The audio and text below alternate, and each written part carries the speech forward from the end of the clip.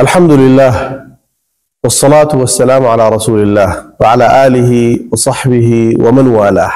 أيها الأحبة، 10 في العشر، 10 أعمال عظيمة في العشر الأوائل من ذي الحجة.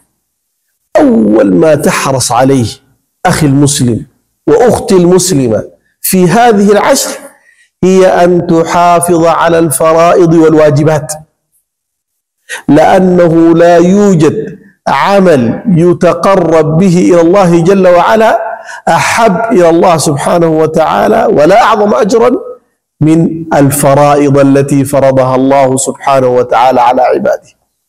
ولذلك جاء في الحديث الصحيح الذي رواه الإمام مسلم رحمه الله تعالى من حديث أبي هريرة رضي الله عنه أن النبي صلى الله عليه وسلم قال: قال الله تعالى، حديث قدسي، قال الله تعالى: ما تقرب إلي عبدي بشيء أحب إلي مما افترضته عليه.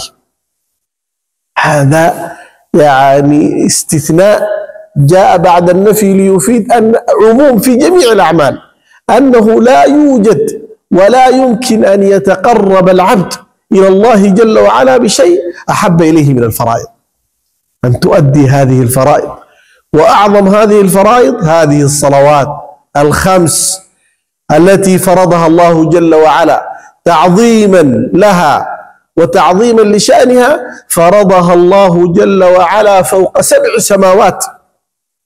عندما عرج برسول الله صلى الله عليه وسلم في الإسراء والمعراج في ذلك المكان الذي وصل إليه النبي صلى الله عليه وسلم ووقف عنده جبريل حتى سمع رسول الله صلى الله عليه وسلم صريف الأقلام، في ذلك المكان فرضت الصلوات الخمس رفعة لمكانتها وتعظيما لشأنها. فلذلك هي أولى ما تقرب به العبد الله جل وعلا. في هذه العشر المباركات احرص على صلاة الجماعة، احرص على هذه الصلوات الخمس، تؤديها بشروطها وأركانها وواجباتها وسننها وخشوعها، تحرص على أدائها، تحرص على تجويدها، على إتقانها، فإن الله جل وعلا كتب الإحسان على كل شيء. وإن الله جل وعلا يحب إذا عمل أحدكم عملا أن يتقنه. ففي هذه العشر احرص أن لا تفوت صلاة، وأن لا تدخل صلاة على صلاة، وأن تؤدي الصلاة في أول وقتها، لأن هذا أحب الأعمال إلى الله جل وعلا. فعندما يجتمع أحب الأيام التي يعمل فيها وأحب الأعمال، فما بالك بالأجر يا عبد الله. جاء عن سعد بن إياس قال: سألت عبد الله بن مسعود، وفي رواية قال: حدثني صاحب هذه الدار، وأشار بيده إلى دار عبد الله بن مسعود.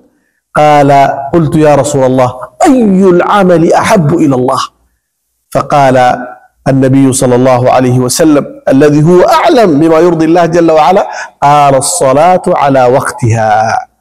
أحب العمل إلى الله الصلاة على وقتها، وأحب أيام فيها العمل العشر. فلذلك احرص أن تؤدي الصلاة في وقتها، أدي الصلاة في جماعة كما شرعها الله جل وعلا: واركعوا مع الراكعين، وكما أمر بذلك النبي صلى الله عليه وسلم وقال له للأعمى: أتسمع النداء؟ قال: نعم. قال: أجب، لا أجد لك عذرا. أدي الصلاة مع الجماعة. ولتحرص المرأة أن تؤدي الصلاة في وقتها، وتؤديها بشروطها وأركانها وخشوعها، حتى تنال الأجر العظيم والثواب الجزيل. فهذه أولى العشر في هذه العشر. وصل اللهم وسلم وبارك على نبينا محمد.